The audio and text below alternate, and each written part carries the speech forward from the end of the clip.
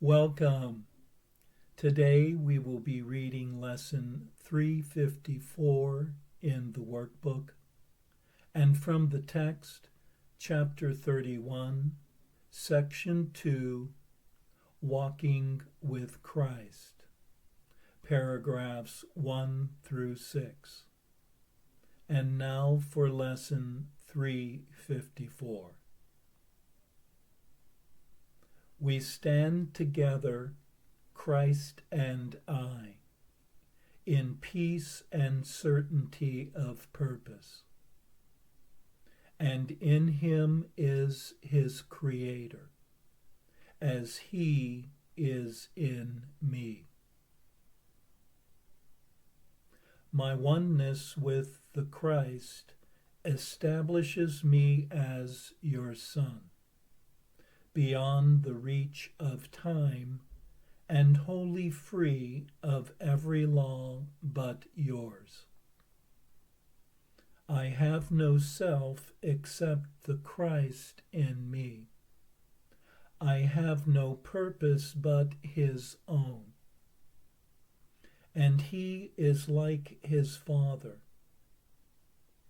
Thus must I be one with you as well as him.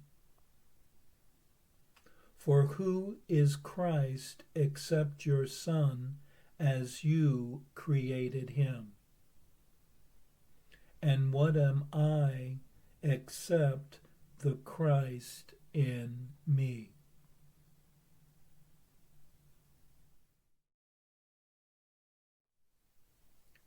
One is not separate from the one shared self, which is one's true self. For one is not an isolated and separated self in a world of other separated selves. One is the only begotten, undivided self, the one creation of love itself. There is no other self. And this self is an extension of love. And so one is also love. And this love is one with its source. One is the one love that is in everyone and everything, extended from love and extending oneself everywhere without end and without limit.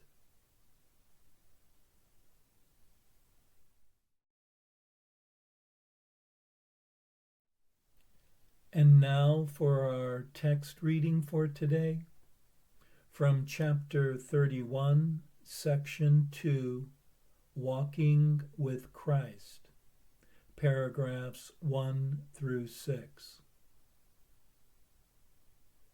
An ancient lesson is not overcome by the opposing of the new and old. It is not vanquished that the truth be known, nor fought against to lose to truth's appeal. There is no battle that must be prepared, no time to be expended, and no plans that need be laid for bringing in the new. There is an ancient battle being waged against the truth, but truth does not respond. Who could be hurt in such a war, unless he hurts himself? He has no enemy in truth, and can he be assailed by dreams? Let us review again what seems to stand between you and the truth of what you are. for there are steps in its relinquishment. The first is a decision that you make, but afterwards the truth is given you. You would establish truth, and by your wish you set two choices to be made. Each time you think you must decide on anything. Neither is true, nor are they different. Yet must we see them both before you can look past them to the one alternative that is a different choice.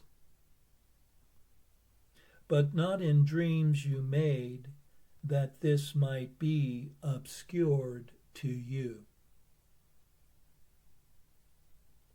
What you would choose between is not a choice, and gives but the illusion it is free, for it will have one outcome either way.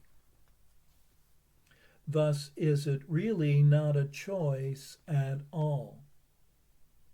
The leader and the follower emerge as separate roles, each seeming to possess advantages you would not want to lose. So in your fusion, there appears to be the hope of satisfaction and of peace. You see yourself divided into both these roles, forever split between the two. And every friend or enemy becomes a means to help you save yourself from this. Perhaps you call it love. Perhaps you think that it is murder, justified at last. You hate the one you gave the leader's role when you would have it, and you hate as well his not assuming it. At times you want to let the follower in you arise and give away the role of leadership. And this is what you made your brother for, and learned to think that this his purpose is. Unless he serves it, he has not fulfilled the function that was given him by you.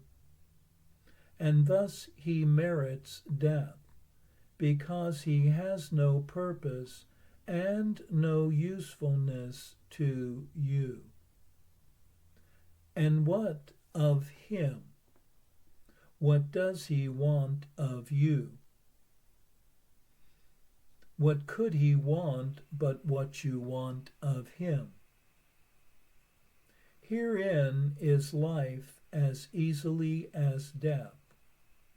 For what you choose as well for him. Two calls you make to him as he to you. Between these two is choice, because from them there is a different outcome. If he be the leader or the follower to you, it matters not, for you have chosen death.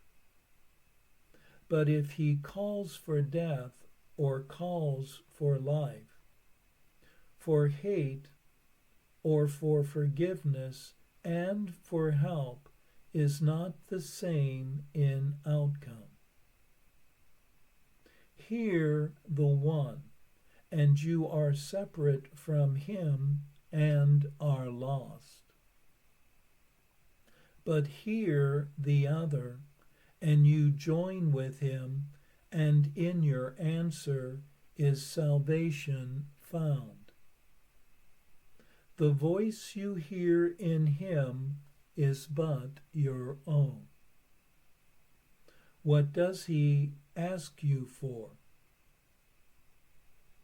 And listen well, for he is asking what will come to you, because you see an image of yourself and hear your voice requesting what you want. Before you answer, pause to think of this. The answer that I give my brother is what I am asking for, and what I learn of him is what I learn about myself. Then let us wait an instant and be still, forgetting everything we thought we heard, remembering how much we do not know. This brother neither leads nor follows us, but walks beside us on the self-same road. He is like us, as near or far away from what we want, as we will let him be. We make no gains. He does not make with us, and we fall back if he does not advance. Take not his hand in anger, but in love. For in his progress do you count your own. And we go separately along the way, unless you keep him safely by your side.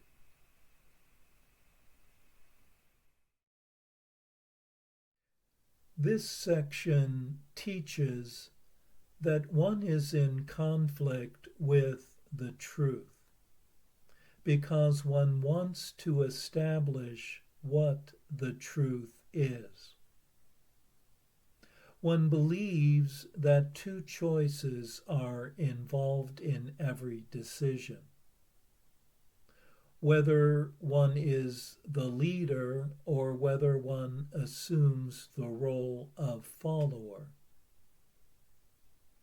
And one is conflicted, wanting to lead when someone else has chosen to lead, and other times wanting to follow, but the other chooses not to lead.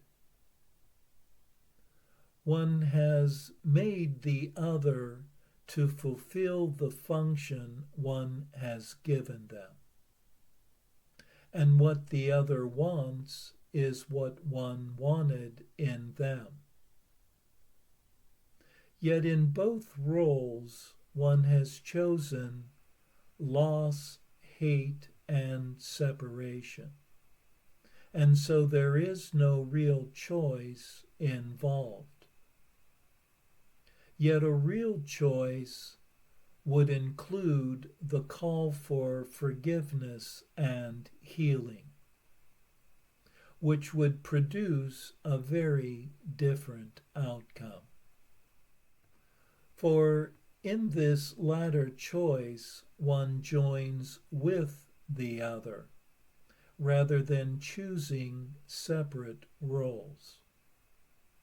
And herein salvation lies, and release from all fear and loss.